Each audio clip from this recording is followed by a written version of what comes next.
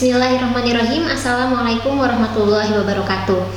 Halo anak-anak, apa kabar kalian hari ini? Semuanya baik ya? Nah, bagaimana? Kalian sudah siap mengikuti pembelajaran hari ini? Oke, baik. Hari ini adalah pertemuan pertama kita melakukan pembelajaran melalui video. Nah, sebelumnya perkenalkan, nama Ibu Cynthia Dewi Giovanni. Di sini Ibu mengajar mata pelajaran Produk Kreatif Kewirausahaan atau PKK.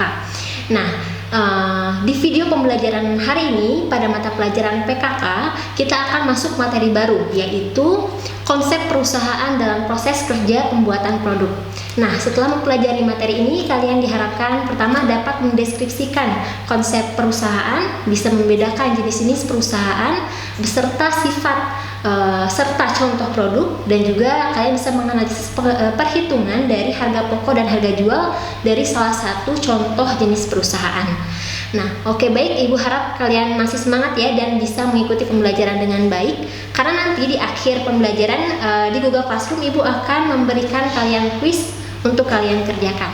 Baik, kita mulai saja. Nah, pada pertemuan yang lalu kita sudah mempelajari materi mengenai konsep PKK dan sedikit mengenai perusahaan.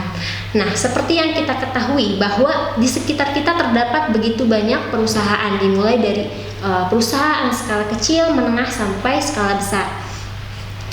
Nah, seperti contohnya ada warung makanan, kios pulsa, kemudian pompa bensin misalkan, kemudian perusahaan gula, sepatu, lalu apalagi bioskop, travel, dan sebagainya.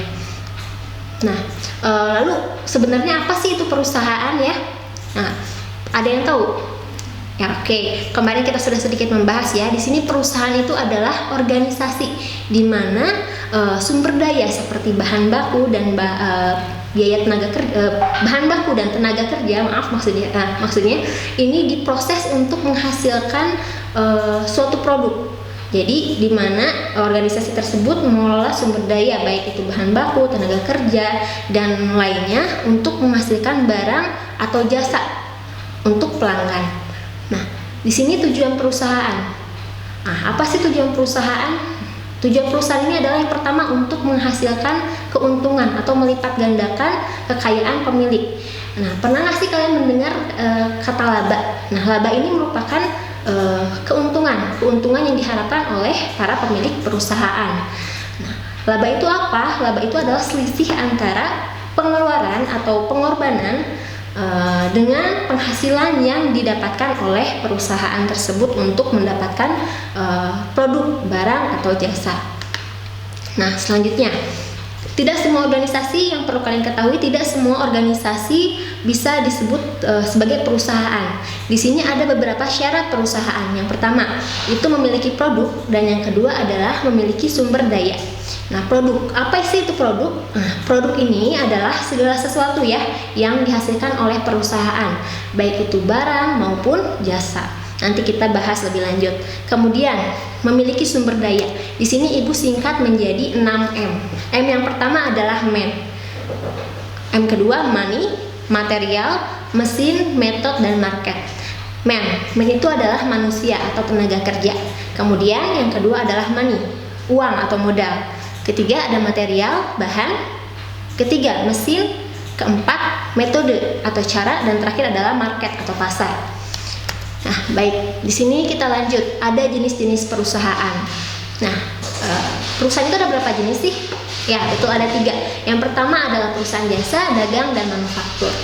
Nah, perusahaan jasa. Perusahaan jasa itu adalah perusahaan yang dimana kita bisa lihat dari produknya.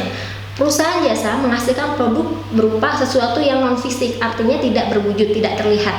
Contohnya, perusahaan yang memberikan pelayanan transportasi seperti perusahaan travel, kemudian biro jasa, wisata, ada juga misalkan perusahaan akuntan yang memberikan konsultasi mengenai akuntansi dan sebagainya. Selanjutnya ada perusahaan dagang. Nah, apa sih perusahaan dagang? Bedanya dengan perusahaan jasa. Kalau tadi perusahaan jasa ini produknya tidak terlihat, non fisik. Nah, kalau perusahaan jasa ini produknya bisa dilihat dalam artian barang ya. Nah, di sini perusahaan dagang sebagai jembatan antara produsen dan konsumen. Produsen itu siapa? Produsen itu adalah pihak yang menghasilkan produk, sedangkan konsumen adalah pihak yang membutuhkan produk ya, jadi sebagai jembatan. Contohnya perusahaan dagang, ada pasar swalayan seperti Indomaret, Alfa, Hero dan sebagainya. Nah, yang terakhir perusahaan manufaktur. Coba, manufaktur artinya di mana perusahaan tersebut mengolah. Mereka membeli bahan mentah, bahan baku, kemudian ia olah menjadi bahan jadi. Contohnya seperti perusahaan mie instan misalkan, mereka membeli bahan mentah. Contohnya membeli tepung, telur dan sebagainya, mereka olah menjadi mie instan yang siap dikonsumsi. Oke. Contoh lain seperti perusahaan garmen, konveksi, mebel dan lain-lainnya ya. Nah, di sini Ibu akan memberikan contoh rencana pembuatan produk sederhana di salah satu perusahaan. Nah, yang pertama, rencana pembuatan produk ini yang perlu kalian ketahui apa? Nama produknya atau mereknya, kemudian alat atau peralatan kerja, selanjutnya bahan baku untuk satu kali produksi ya untuk di sini. Dan yang terakhir adalah penetapan harga proses dan harga jual. Nah, sebelumnya untuk menghitung harga jual produk, kita harus ketahui dulu harga pokok produk. Nah, apa sih rumus harga pokok dan harga jual produk? Nah, di sini kita lihat harga pokok. Harga pokok itu apa? Harga pokok adalah total dari biaya-biaya yang dikeluarkan perusahaan untuk mendapatkan produk atau jasa tersebut. Nah, rumusnya adalah di mana harga pokok atau HP sama dengan total biaya produksi dibagi jumlah produksi. Nah, selanjutnya setelah kita mengetahui harga pokok, kita perlu mengetahui laba.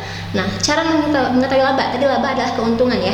Nah, untuk mengetahui labanya, kita buat persentase keuntungan yang diharapkan, kemudian persentasenya tersebut dikali dengan harga pokok.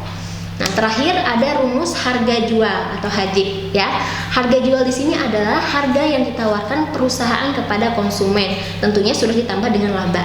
Jadi kalian pasti tahu rumus HJ tadi adalah harga pokok dan ditambah dengan laba. Oke, supaya kalian lebih paham, Ibu memberikan satu contoh kasus.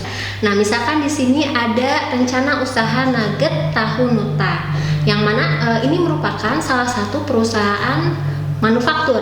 Nah, kita ketahui di sini diketahui biaya bahan-bahan untuk membuat 100 buah nugget dalam satu kali produksi. Yang pertama ada biaya peralatan kerja. Nah, di mana di sini ditulis ada biaya-biaya peralatan apa saja yang dibutuhkan, kuantitinya berapa, harga dan total dari biaya peralatan. Yaitu di mana di sini total biaya peralatan kerja sebesar Rp696.000. Lanjut ada biaya bahan baku. Nah, di sini biaya bahan baku tertulis apa saja biaya-biaya bahan baku yang diperlukan, kuantiti, harga dan totalnya. Dengan jumlah biaya bahan baku per hari yaitu Rp90.500. Lanjut, ada biaya operasional dengan jumlah biaya operasional per hari yaitu Rp23.000. Dan terakhir ada biaya pembantu dengan jumlah biaya pembantu per hari yaitu Rp43.000. Nah, di sini ditanyakan, hitunglah harga pokok dan harga jual produk jika laba yang diharapkan adalah 50% dari harga pokok satu kali produksi. Oke, di sini kita mulai penyelesaiannya. Tadi kita sudah ketahui bahwa rumus dari harga pokok yaitu total biaya produksi dibagi dengan jumlah produksi. Oke, jadi sebelum kita mengetahui harga jual, menghitung harga jual, kita hitung dulu harga pokoknya ya. Harga pokok total biaya produksi. Apa saja biaya produksi? Ada biaya bahan baku, biaya pembantu, biaya operasional. Nah, lalu kenapa Bu biaya peralatan tidak masuk? Karena nanti untuk biaya peralatan akan masuk ke biaya penyusutan dan dihitungnya bukan per satu kali produksi, melainkan per tahun. Oke, tadi harga pokok biaya bahan baku diketahui sebesar 90.000 betul 500, ditambah biaya pembantunya 23.000 dan biaya operasional 43.000 dibagi jumlah produksi. Nah, diketahui tadi untuk membuat 100 buah nugget, maka jumlah produksinya adalah dibagi 100. Oke, kita total menjadi Rp156.500 dibagi 100. Nah, hasilnya adalah Rp1.565. Nah, oke, harga pokok sudah kita ketahui. Lanjut ke harga jual. Nah, harga jual rumusnya adalah harga pokok ditambah dengan laba. Harga pokoknya tadi diketahui Rp1.565. Nah, ditambah dalam kurung di sini ada laba. laba yang diharapkan tadi yang ditanyakan adalah apabila diharapkan laba yang diharapkan yaitu 50%, maka 50% dikali dengan harga pokok 1.565 ya. Tadi masih ingat ya bahwa rumus laba harga pokok dikali dengan persentase keuntungan yang diharapkan. Jadi 50% 50 per 100 dikali 1.565 hasilnya adalah 782,5 rupiah. Ingat, dihitung dulu yang ada di dalam kurung, baru kita tambah dengan harga pokok sebesar 1.565. Maka totalnya adalah 2.347 rupiah. Nah, jadi harga pokok per pieces produk adalah 2.400. Ini kita bulatkan. Oke, baik anak-anak, sekian materi dari Ibu. Apabila ada sesuatu yang belum jelas dari materi yang Ibu sampaikan, silakan kalian bertanya di Google Classroom. Dan jangan lupa untuk mengerjakan kuis yang Ibu share di Google Classroom ya setelah ini. Oke, terima kasih. Wassalamualaikum warahmatullahi wabarakatuh.